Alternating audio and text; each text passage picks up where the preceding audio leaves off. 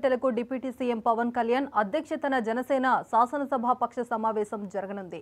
ఈ మేరకు మంత్రులు, ఎమ్మెల్యేలు, ఎమ్మెల్సీలతో భేటీ కానున్నారు. అసెంబ్లీ సమావేశాల నేపథ్యంలో సభలో ఎలా మాట్లాడాలి, బడ్జెట్పై ఎలా చర్చించాలనే అంశాలపై నేతలకు దిశానిర్దేశం చేయనున్నారు పవన్ కళ్యాణ్.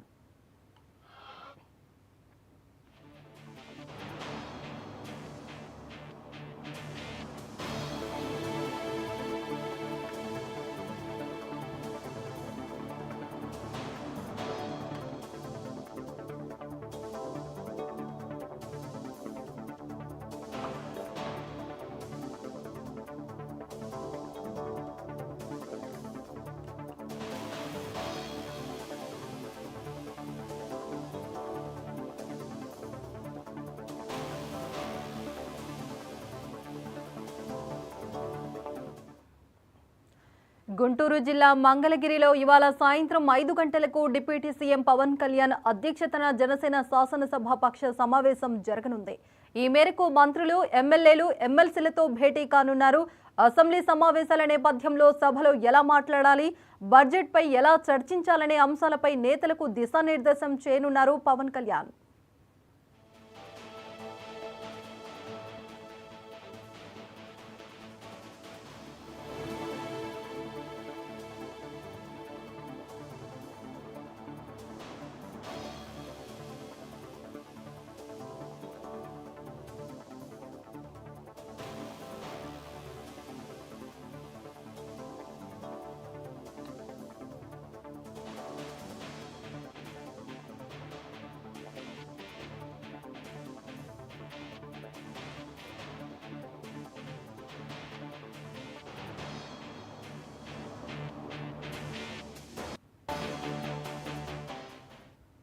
ఇక ఇదే అంశంపైన పూర్తి సమాచారం ఏపీ స్పెషల్ కరెస్పాండెంట్ సాంబశివరావు అందిస్తారు. సాంబశివరావు. పర్వీన్, మనం చూసుకున్నట్లయితే కనుక జనసేన పార్టీ అధ్యక్షులు డిప్యూటీ సీఎం పవన్ కళ్యాణ్ ఈ రోజునైతే సాయంత్రం 5 గంటలకి జనసేన పార్టీకి సంబంధించినటువంటి ఎమ్మెల్యేస్ తోటి ఎమ్మెల్యే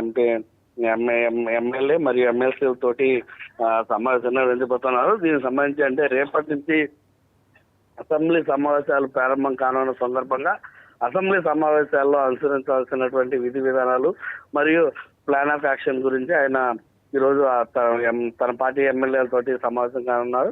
ముఖ్యంగా మనం చూసుకున్నట్లయితే కనుక ఏదైతే అసెంబ్లీ సమావేశాలు ప్రారంభమైన నాటి నుంచి కూడా ఏ విధంగా ముందుకెళ్ళాలి అంటే ఏదైతే మంత్రులు, ఎమ్మెల్యేలు, ఎమ్మెల్సీ ఉన్నారో వీళ్ళందరూ కూడా అటు శాసన మండలి, ఇటు శాసనసభలో వ్యవహరించాల్సినటువంటి తీరుపైన బడ్జెట్ పై ఎలా చర్చించాలనే అంశాలపైన ఒక దిశానిర్దేశం కూడా చేయన్నారు. అటు ప్రజల గొంతును కూడా తమ గొంతులాగా వినిపించడానికి ప్రజలు అనుకున్నటువంటి ఈ యొక్క ఎమ్మెల్యే, ఎమ్మెల్సీ మంత్రి పదవుల్ని వారు సద్వినియోగం పరిచే విధంగా, ప్రజల యొక్క మన్నలు పొందే విధంగా కూడా శాసనసభలో ఉందాగా వ్యవహరించాలని ఇప్పటికే పవన్ కళ్యాణ్ పలుమార్లు సూచించినటువంటి పరిస్థితి.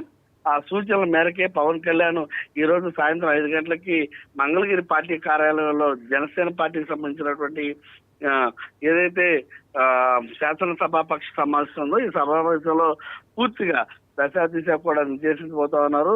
ఆయనకి కొద్దిగా అనారోగ్యం ఇబ్బందిగా ఉన్నప్పటికీ కూడా ఈ యొక్క సమావేశం నిర్వహించి రేపటి నుంచి శాసనసభ కార్యక్రమాల్లో పాల్గొనడానికి అయితే ఆయన పూర్తిగా సంసిద్ధంగా ఉన్నారు. నిన్ననే ఆయన కొన్ని అపోలో హాస్పిటల్, హైదరాబాద్ లో ఉన్నటువంటి అపోలో హాస్పిటల్లో కూడా కొన్ని చికిత్సలు కూడా చేర్చుకున్నటువంటి పరిస్థితి, ఆయన కొన్ని టెస్టులు కూడా చేర్చుకున్నటువంటి పరిస్థితి.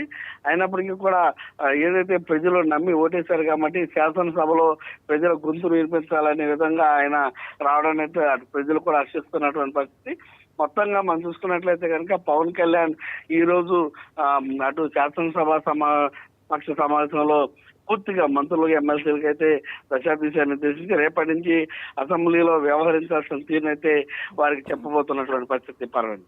Right, thank you Sambasivarao.